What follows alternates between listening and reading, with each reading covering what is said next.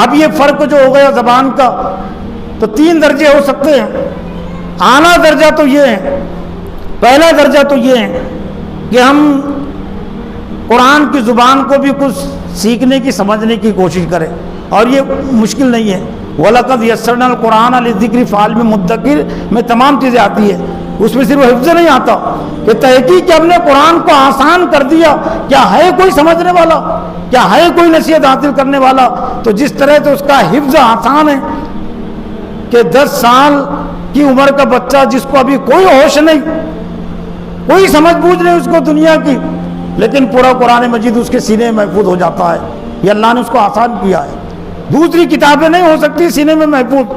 تو اسی طرح سے سمجھنا بھی اللہ نے اس کو آسان کر دیا ہے، اور خاص طور سے اردو بولنے والوں کے لیے تو اور ذرا آسان ہے، اس لیے کہ اردو اور عربی دونوں ہم یوں کہہ سکتے ہیں کہ آپس میں بہنیں بھی ہیں، دونوں کا چولی دامن کا تعلق ہے۔ عربی زبان کے حروف تہجی 29 ہے، اردو کے زبان کے حروف تہجی 37 ہے، لیکن جو 37 اردو زبان کے حروف تہجی ہے جس سے زبان بنتی اس کو کہتے ہیں حروف تہجی، بنیادی حروف،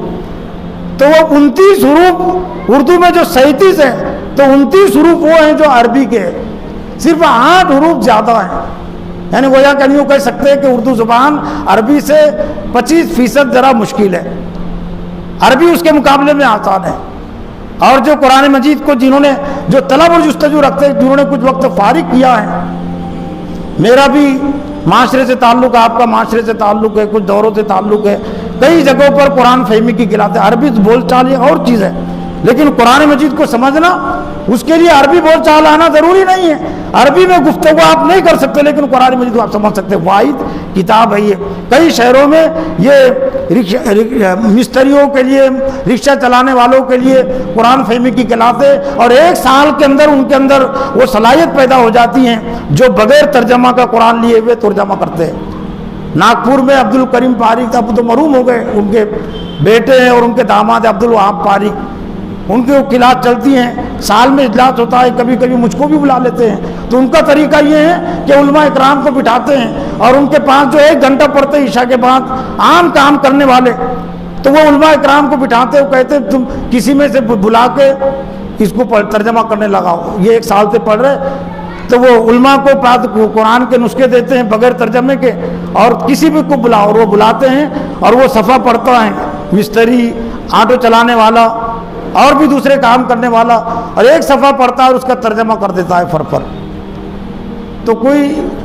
جبرائیل علیہ السلام تو نازل نہیں ہوئے تھے، انہوں نے منصوبہ بندی کی، طلب اور جستجو پیدا کی، تو قرآن مجید وہ سمجھنا ان کے لیے آسان ہوگا۔ دوسرا درجہ جو ہو سکتا ہے وہ یہ کہ جو ہماری زبان میں ترجمے کیے گئے، ہمارے پاس وقت نہیں ہے قرآن مجید کی زبان کو سیکھنے کے لیے، جو ترجمے کیے گئے ان ترجموں سے ہم اپنا تعلق و رشتہ جوڑے۔ رشتہ اور تعلق جوڑنے کے صرف اخبارات ہی نہیں ہیں، صرف وہ یہ خبریں ہی نہیں ہیں سننے کے لائق، ان سے زیادہ یہ خبر نامہ ہے، ان سے زیادہ سب سے بڑا اخبار یہ ہے کہ جس میں جنت اور دوزخ کی خبر ہے، جس میں حضرت آدم علیہ السلام کی خبر ہے، اور جس میں تمام انبیاء کی خبر ہے، دنیا کی خبر ہے، آخرت کی خبر ہے، پہلے انسان کی خبر ہے، آخری انسان کی خبر ہے۔ تو وہ خبر نامہ سب سے زیادہ مستحق ہے نا، کسی کے پاس ہم بیٹھ کر سنیں ترجمہ، اور آخری درجہ اور اس کے علاوہ اور کوئی صورت نہیں ہو سکتی قرآن مجید سے اپنا تعلق رشتہ جوڑنے کے لیے، وہ یہ کہ نہیں اگر پڑھنا آتا ہے اردو ہم کو، تو کم از کم آخری درجے میں سننے کا اہتمام کرے۔